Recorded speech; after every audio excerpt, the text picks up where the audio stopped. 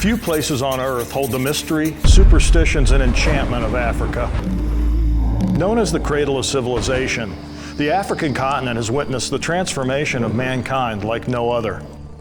Where cavemen first began hunting wild animals with bow and broadheads. Today, going on a bow hunt to Africa is one of the ultimate adventures of a lifetime. And many who travel to the Dark Continent begin a passionate love affair with the land, the animals, and the adventure that takes them deep into their roots of bow hunting. Hi everybody, I'm Tom Miranda, and thanks for your interest in my African bow hunting camp. You know, there's a lot of hunting opportunity out there, and always limited dollars. So I want to take a few minutes of your time to discuss some ideas on how to prepare and how to get the most value out of your upcoming African adventure. In Africa, you'll be able to choose how you want to hunt, from a ground blind, tree stand, or spot and stalk. Often spot and stalk is done from a vehicle, meaning you'll ride in the back of a Land Cruiser as the driver slowly navigates jeep trails through the concession. If the target animal is spotted, the truck will either stop or drive past. Here you'll get off the vehicle, get the wind right, and attempt to sneak into range. Let's get over here. The best way to practice spot and stalk hunting at home is to shoot kneeling and at odd yardages. Also use brush to obscure the target because many of the animals you'll get a shot at will likely be hidden somewhat by grass or brush. Of course, blind hunting is the easiest and most successful way to hunt in Africa. Animals will be close and likely will not see you draw your bow in the confines of the blind. That said, shooting from a blind is not a technique that's practiced very much, so I suggest that you practice shooting from a pop-up blind at home to acclimate to shooting through a small opening accurately. The key things to remember in blind hunting is that you must have arrow, bow limb, and riser clearance. Your arrow must clear the shooting window, and the riser, bow limbs, or cams must not contact the blind before, during, or after the shot. Otherwise, you'll miss or make a bad hit. You must use good shooting form, anchor correctly, and not torque the bow. Pick a spot in the vitals on the animal and shoot that spot, all the while thinking about how the arrow will exit through the vitals.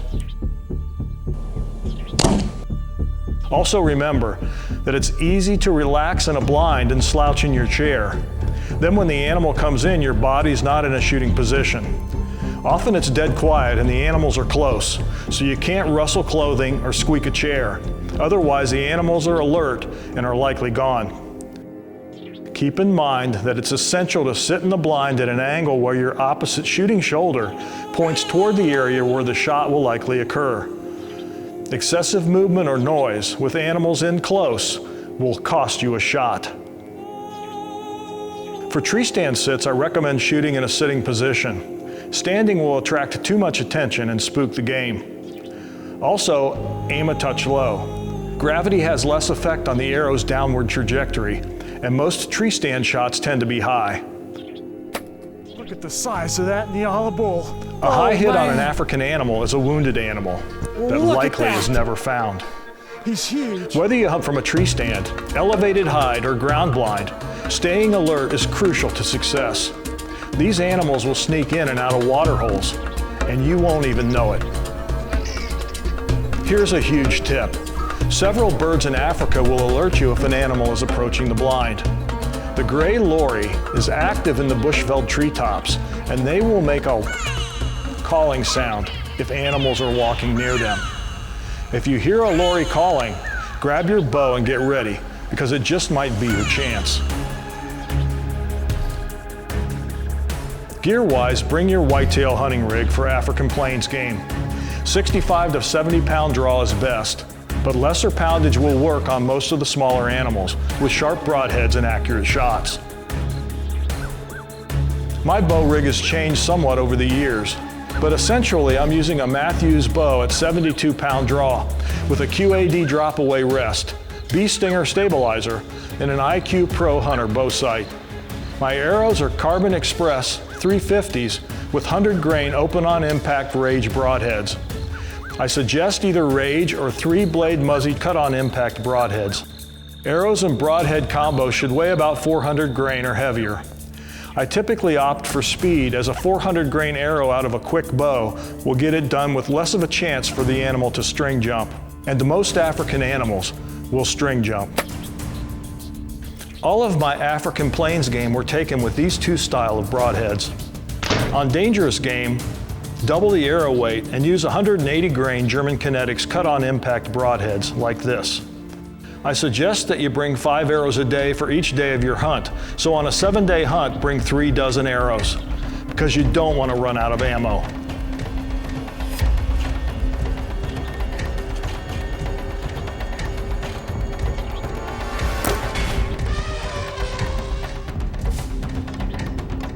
I will say that my last Cape buffalo was taken with a 72-pound Matthews Halon, using a 900 grain weight arrow and broadhead combo.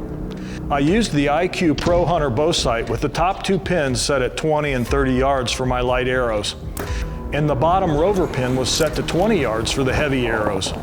This gave me a setup for both Cape buffalo and plains game using only one bow. As you can see, it worked flawlessly.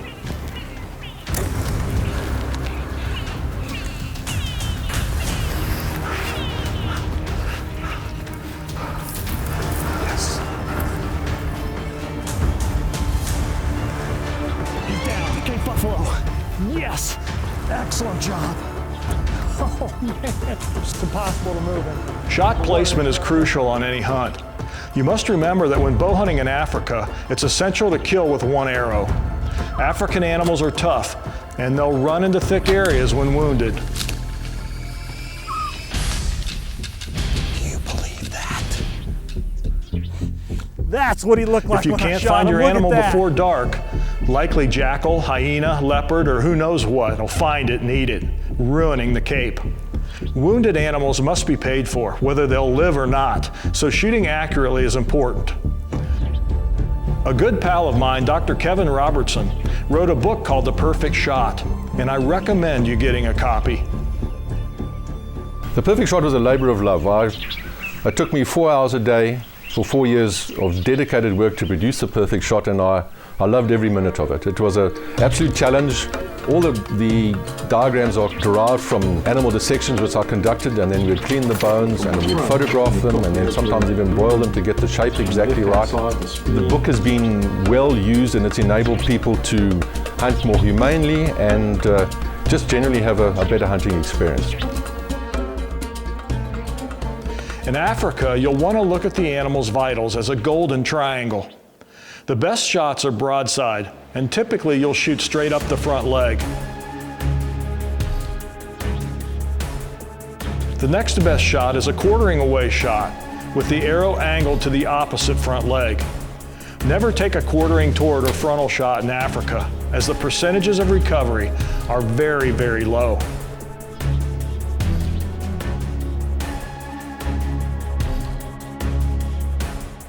Well, hi everybody, and welcome to my trophy room here in Florida. This is the African collection. I'm very proud of these animals. It's a lot of bow hunting going on here to take the 34 animals needed for SCI's Animals of Africa milestone.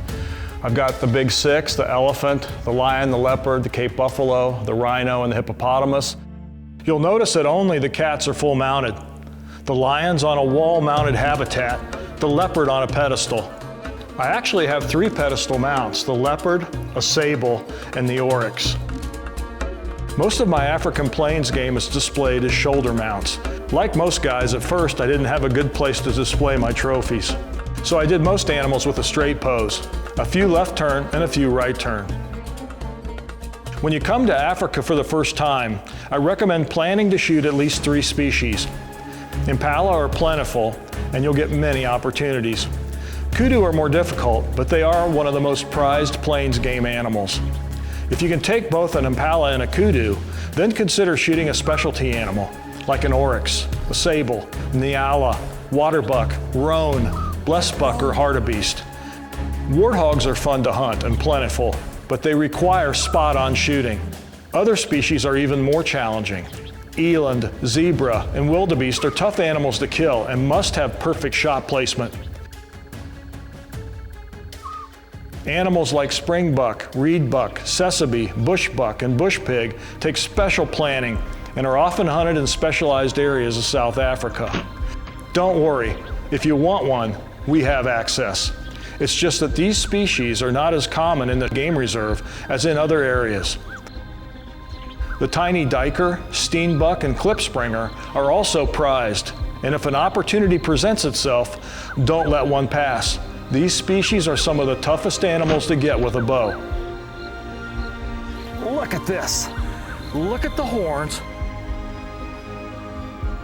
Well, not everyone has a trophy room, but a few African animals taken at the Tom Miranda bow hunting camp and mounted and displayed in your man cave will really bring back a lot of memories of bow hunting in Africa. My African bow hunting safari main camp is about a 4-hour drive from the Johannesburg airport. We have the exclusive bow hunting rights to the property. The main lodge is spectacular, with all the amenities on site, which allows only a short drive to most stands and blinds.